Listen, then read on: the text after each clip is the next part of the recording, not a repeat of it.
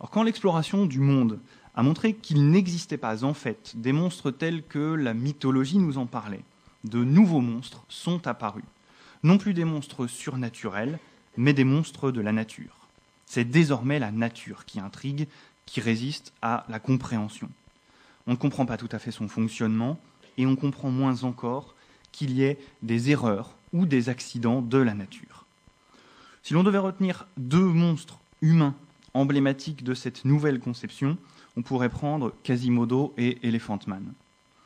Le premier regard que l'on portera sur ces monstres humains est un regard imprégné encore de religion.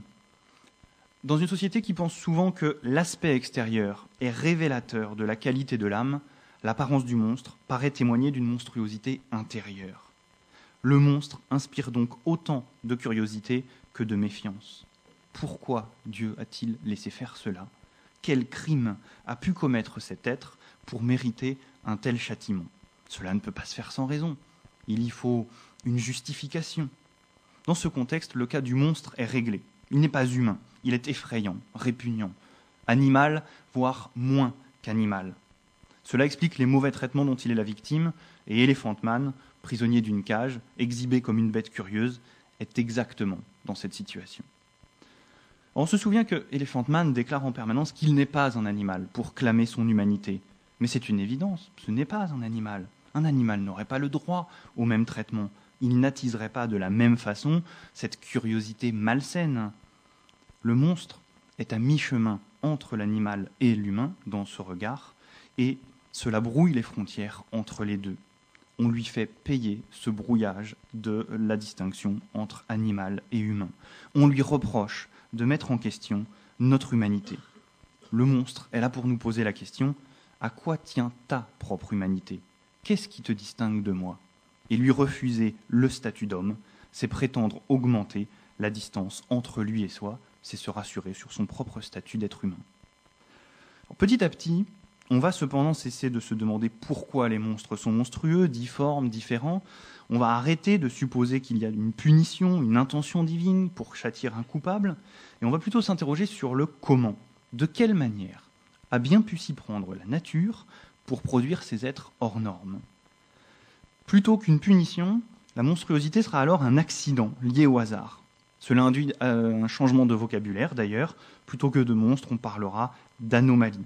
Le déroulement normal de la nature, de la fabrication d'un être naturel, a été perturbé, la mécanique s'est enrayée, la science va donc à son tour entrer en jeu et réduire la part d'inconnu qui peuple le monde. Ainsi, l'embryologie, science qui étudie les étapes successives de la formation d'un embryon, peut expliquer qu'on rencontre des siamois. Alors cette saine curiosité, cette sincère volonté de comprendre sans stigmatiser, se développe à travers une nouvelle science, la tératologie, et elle est liée à un homme, Geoffroy Saint-Hilaire, qui cherche à assigner une place au monstre dans le règne de la nature, lui qui était justement extérieur à ce règne. Mais il est frappant de constater que la tératologie n'a pas mis fin pour autant à notre fascination pour les monstres. Tout se passe au contraire, comme si nous avions besoin des monstres, d'une part d'inconnu, pour jouer un peu à se faire peur. Et quand le monstrueux devient familier, il se déplace et investit un autre domaine, concerne d'autres êtres. On en arrive ainsi à une troisième période, les monstres de la psychologie. Ce nouveau type de monstre est humain, très humain, et même trop humain. Ce ne sont plus des monstres par leur apparence physique ou pour des raisons biologiques, mais des monstres intérieurs, des personnes aux intentions et donc au comportement inhumain. C'est ici sa psychologie déviante qui fait le monstre. On peut penser à Hyde, le terrible alter ego du Dr Jekyll. Physiquement, Hyde est effrayant, c'est vrai, mais il n'est pas difforme. Il a malgré tout une forme humaine. Il est monstrueux pour d'autres raisons que celle-là. On peut également penser à Jack l'Éventreur, à Hannibal Lecter et à tous les tueurs en série qui agitent l'actualité et les séries télévisées. Alors que nous apprennent ces monstres ?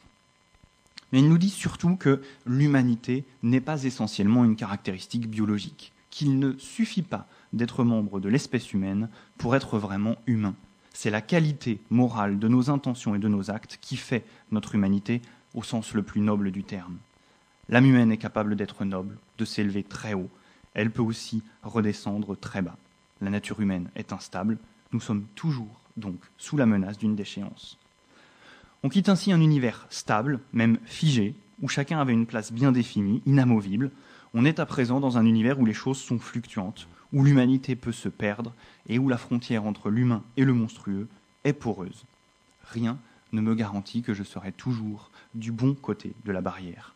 Rien ne me préserve de la monstruosité. Le monstre, c'est désormais potentiellement moi. Nous avons certes un mécanisme de défense qui consiste à exclure, hors des frontières de l'humanité, ces monstres. Le cas le plus marquant à cet égard est peut-être celui d'Hitler, le qualifier de monstre. En faire une incarnation du mal absolu, c'est croire qu'il y a entre lui et nous une différence irréductible. Mais ne s'aveugle-t-on pas facilement alors ? Ne se rassure-t-on pas à peu de frais ? S'il est vrai, comme disait le poète Terence, que rien de ce qui est humain ne m'est étranger, alors même ce genre de comportement ne m'est pas étranger. Et c'est arrivé à des gens qui, au fond, n'étaient pas si différents de moi.